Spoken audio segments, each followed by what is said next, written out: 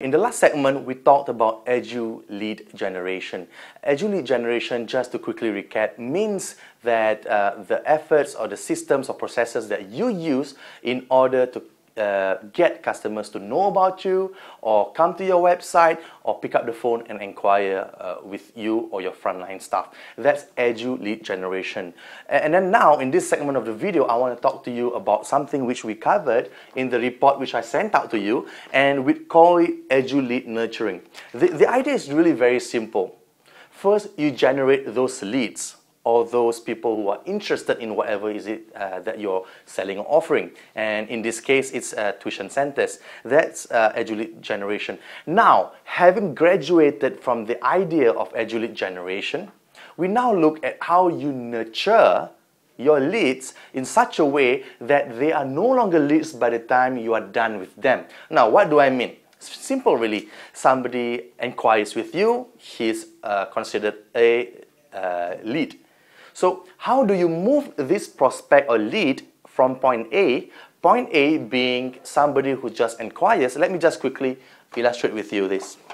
All right, so this is your prospect, yeah? And as I discussed in the previous video, we showed you how you can get all these prospects to come into your tuition center. So let's just pretend that for a while this is a tuition center. So we discussed about how you can generate a lead who is a prospect who has exhibited or shown an interest in whatever it is that you're selling, in this case your tuition services, and bring them in. Now this guy is a prospect. Is he a customer? No, he's not a customer yet. He is only a customer when we see dollar signs leaving his wallet or back pocket. Now that is really the difference between a prospect versus a customer. A customer is someone who pays. A prospect is someone who says that they're interested in whatever it is that you're selling, but has not coughed up any dollars or cents. So you must be very sure to distinguish between these two. Yeah? Alright, so if in the first segment we were talking about how to generate these prospects to come into your tuition center or pick up the phone and call you or send you an email, etc. or SMS, in this segment of the video we show you how you can then nurture these leads. How do you treat them well? How do you maintain contact with them on a consistent enough basis so you get to move them from point A to point B, point A being a customer, a prospect who hasn't actually paid anything, and point B actually being a customer who has actually coughed out dollars and cents and actually committed to a tuition program in your school. So really it's about the journey going from point A to point B. So along the way we have what we call touches of concerns or points of contact, if you will, between you, the seller, and the parent who is the buyer or the decision maker. So there are actually quite a few number of contacts along the way in making them transition from being a non-paying prospect to a paying client or customer. And what really happens during this transition phase? What happens during contact point number 1, number 2, number 3, number 4? I'll give you a scenario. John, who was asking for math tuition, inquired about math tuition for a primary 6 student, his son, at your tuition center. And the first point of contact that you made is actually encompassed in what we call nurturing, lead nurturing. Everything that you do between these 2 points, or these 2 goalposts, if you like, are actually contributed to this whole nurturing process. The first time you make contact with them, you tell them, yes, we do have math tuition and we are actually one of the best math tuition centers around for reasons A, B, C, D. You know your tuition center better than I do. So you've got to be able to project all these good things and positivities about your center to that parent pertaining to their inquiry on math tuition. It's got to be ultra focused on math tuition. Okay, so that's the first point of contact. The second point of contact is if the customer gets back to you and say, hey, I'm interested, I still want to know more, or how do I sign up? And the second point of contact is where you add additional value. This is where you can actually show some awards that you've been awarded with regards to math, and some testimonials from some students who actually said, hey, they really improve their math as a result of joining up with your tuition center. And the third contact could be if they didn't come back to you. How do you still add value to this relationship between you and them to push them further and further to points 4, 5, and then make them pay? So you've got to think of all this as a process, if you like. You've got to nurture your leads, non-paying, potential customers, to become somebody who's paying. That is really important. You've got to get into the mindset. Nurturing is really like growing a plant. So if, for example, you bought a seed at the supermarket and you found some soil, you have to water.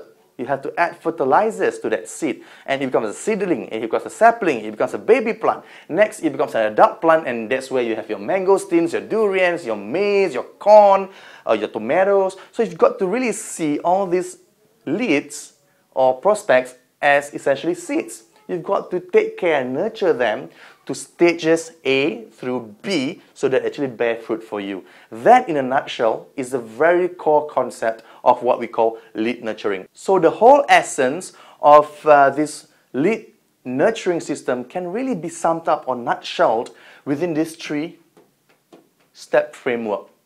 It's actually outlined in the report, so go through that again. The first is how you push your customers or you attract your customers to the landing page. Now, what is a landing page really? Just to recap your memory, a landing page is simply a page designed specifically to get your prospect to take action. I'll give you an example. John Googles for math tuition, sees your advertisement or sees your website link on the first page of Google. He then clicks on that website link. He's then brought to a website. A lot of people like to use the word website. I'll be very specific here. You do have a website, but you have different pages within the website, isn't it? And the page that they land on, very much like how an astronaut lands on the moon, is called the landing page. And you've got to ensure that this landing page, which the customer sees when they land on, is coherent or congruent to what is it that they were looking for in the first place. So, following the example that I gave you earlier, if they were looking for math tuition, once they click on that link, you have to be very sure that they are sent to a specific landing page talking about your math tuition services. Never ever send them to the home page where there's math tuition, science tuition, general paper tuition, economics tuition, Malay tuition, Chinese tuition. You want to avoid giving them all these what we call excesses. You've got to trim the fat. Give them what is it that they want, because we are living in really a frenzied information age where we are constantly bombarded with messages, and we really want to trim the fat and really get to the core essence of what is it that we are looking for. So, for example, if they were looking for math, give them a math page. You know, get them down a sales funnel that would help them make a decision maker. Because I can guarantee you that if you do not show them the page that they were looking for, they will do two things. The first is they click the back button, or they click the little cross on the top right hand corner, close your website, and go to another website and Google and find your competitor and sign up with your competitor. Would you want that to happen to you? I didn't think so. So you've got to make sure that you are very specific with the landing page. Now, after you've got them to your landing page and you've told them about how great you are and why you're better and all the other key differentiating elements, you then try to trap their data. Trap their data is really one way of seeing it. It's a concept popularized by Joshua, who's my colleague. He really revolutionized this whole industry because he said that no longer will the business owners have to sit back and wait for the customers to call you. Now, what happens is that in the past, customers are actually coming to your websites or to your shops, and then for some reason, ranging from reasons A to Z, they decide not to buy now, and they leave. Some of them you hear from again. Some of them never to be heard again. It's a Houdini act, for example. They came to your website, they didn't have the money, or they didn't need that product at that time, but they weren't interested. They left, they never came back. You just lost that customer forever. That prospect, potential customer. But now you have a way of trapping their data. If you look at the report that we actually sent out to you, there's this section called Lead Generation Bait. It's somewhere in here. You just go through the 24 pages, chock full information of tips. Go through it and find the part where we talk about opt-in generation, opt-in page or lead generation bait advertising. So what happens is, in exchange for their contact details, you actually give them something of value, something that they're actually looking for and they need to use or consume. So for example, you actually create a report which teaches the parents how they can make learning fun at home or in school or by a tutor perhaps, and helps their child like or love learning better. And secondly, you can teach your child how they can learn a math technique, let's say problem sums, multiplication or ratios, in a fun and easy manner. Right? So what happens here is that the customer sees an offer for them to download in PDF format a report about how they can help their child in their learning, and at the same time they have to give up their name and address. This is great on many levels, but I just described two. The first is that you get to capture their data and you get to nurture the lead like I told you just now. So if this is the process of nurturing, that was actually the mechanism, that was actually the tactic, the tool by which you capture the data. Without this capturing or trapping of the data, how do you then able to make this transition or move them from point A to point B? It's impossible, isn't it? So you've got to be very sure about this. You trap the data, that's the first level, that's the first benefit that you get as a business owner. Now, what is the second benefit that you get as a business owner or tuition center owner? Very simple.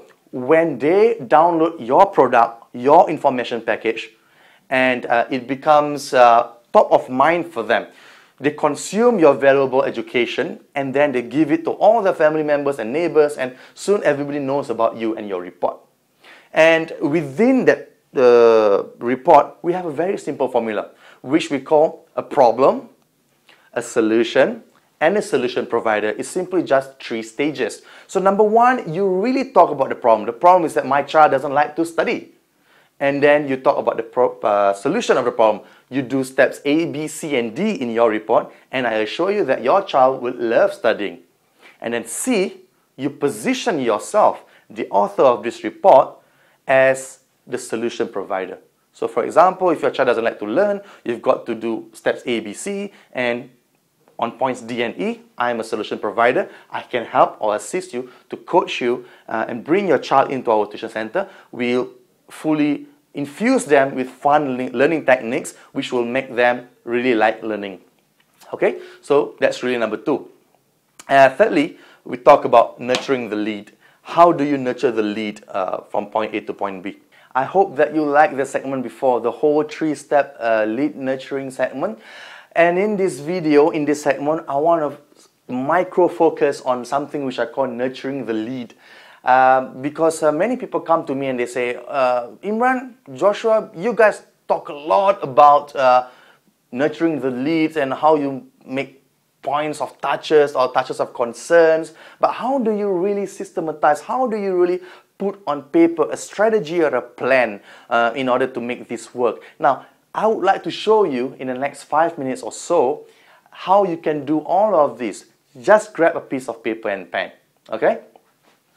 Nurturing the lead.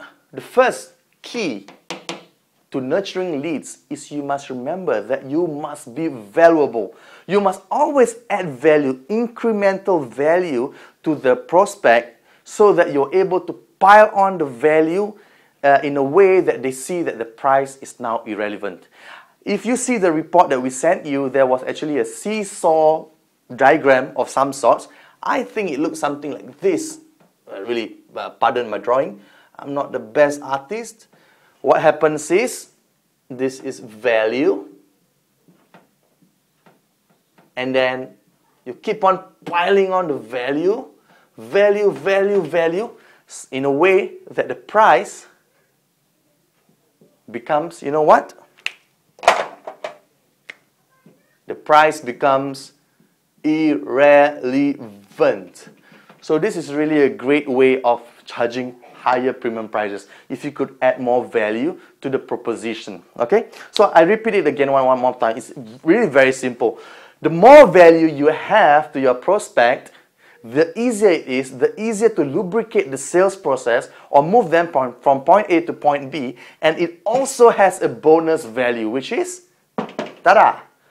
It makes it irrelevant price.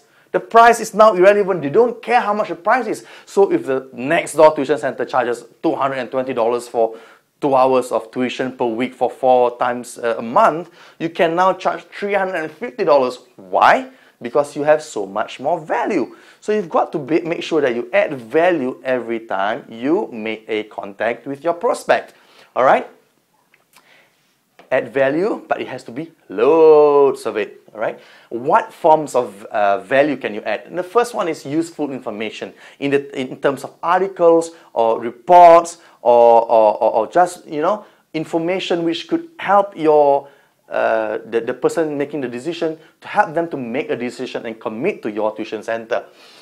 And then you must also put in something which is called a differentiator. A differentiator is really key to adding value. Along the way, when you send out those emails or SMSs or actually get someone to call them, you've got to make sure that you add these two things. The first is useful information, and number two is differentiator. So if you really are the best in math and you have revolutionized or you have actually created a breakthrough math system, for example, you've got to make sure that you convey this differentiator over and over again, so it gets lodged in the prospect's mind and head that you are indeed special, and then you can charge higher premium prices. All right, so these are the two things really: useful information and differentiate yourself. Now we come to the how. How do you do all this? How can you write up reports? How can you write up articles? How can you get to call someone and do all that when all you want to do is really teach and teach well?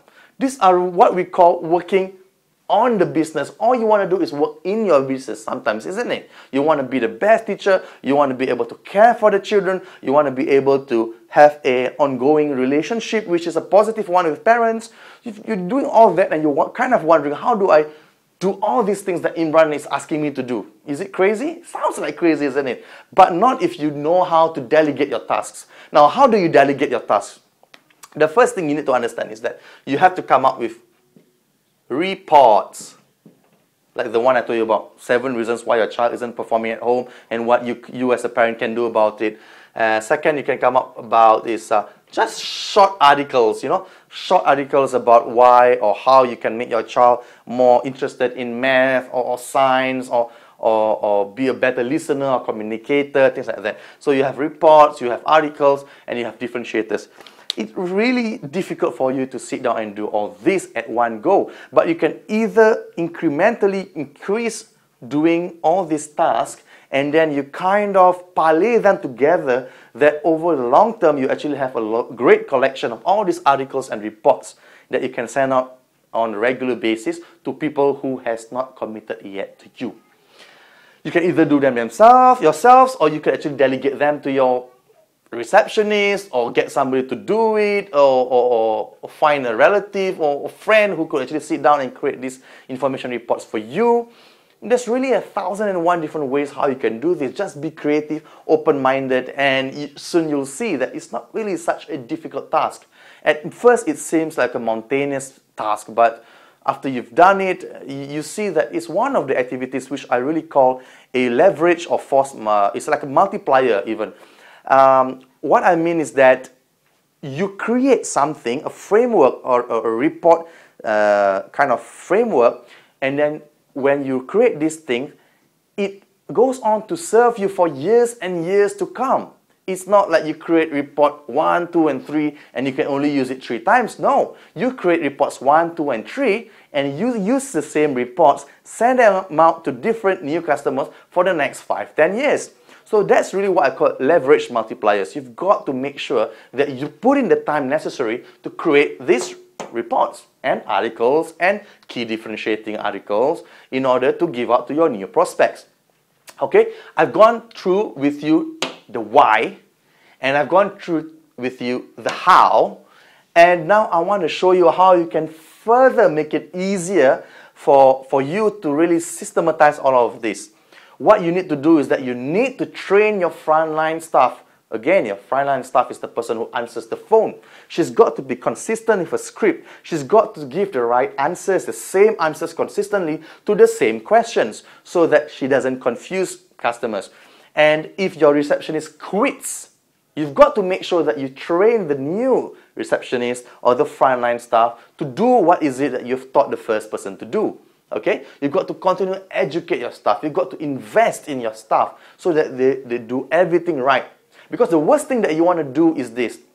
You've got these great ideas and these great systems that can really work for you, and it all boils down to one thing that makes it all fail: sabotage. Now, sabotage comes in two forms. The first form is what we call intentional sabotage. That's when somebody is not happy with you and they actually want to sabotage your tuition center by just giving out the wrong messages so that people won't sign up. And that is something that we can't help you with. We don't do what do you call it, staff retention courses or motivation courses for you. But what you can do is you make sure that they do not commit what we call unintentional sabotage. And unintentional sabotage comes about when they are not well educated, they are not invested in, so that they do not know what to say, when, how, and to who. You've got to train them in that when, how, to who, why, and all these type of things so that they know exactly how to perform and get you the tuition students that you desire. All right? And third is, I'm a great proponent of this. This is the reason why McDonald's is doing well. This is the reason why IKEA is doing well. This is the reason why so many big businesses today are doing well. Right? You may think of yourself as a small business or SME, but you've got to try to start thinking like a big business owner. You've got to try systematizing everything. All right? From creation of reports, to the sending of the reports, to training the people who would send out the reports, and then to train the person who's going to replace the person who's going to leave the company. And that's what we really call a system or a process. You've got all these frameworks, you've got to bring them together to create a system. Okay? So just spend about an hour a week to think about how you can systematize all this. Alright?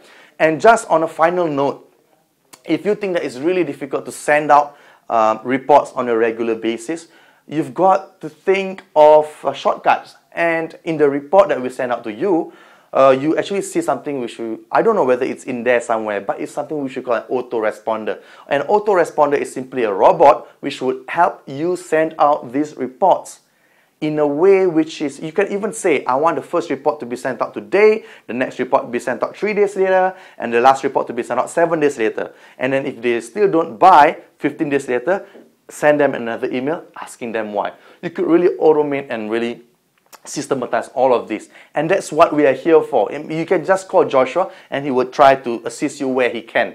Okay? So that's it really. We've gone through the 3-step EduLead generation process. I tried to micro-focus on this stage, nurturing the lead, because that's one of the questions which I get the most when I meet up with tuition center owners. They always ask me, how do I actually nurture the leads? It sounds easy, but now I'm not sure whether I can do it. So there you have it. The whole framework laid out in front of you. So what are some of the things that you need to do now? Take out a piece of paper and pen and write down 3 potential titles for reports that you want to create. If you're an economics teacher, you want to talk about, for example, how to make economics fun, or for example, 7 reasons why you should choose us as your economics tuition center, things like that. Really list out these reports. And once you've listed out all the reports, think about the content. What do you want to write in those reports? Again, if this sounds daunting, if this sounds difficult to do, you can delegate it out to people, right? There's people on the internet. We do it as well as part of a package. Just call Joshua and he'll let you know more about it. So you can actually, there's the how, delegate the tasks. And once you've already found out the title report and you've actually written out the report, you've got to slot them in some sort of autoresponder or robot system, which will send out this report automatically without you having to sit down and press the send button every time. So I hope that helps.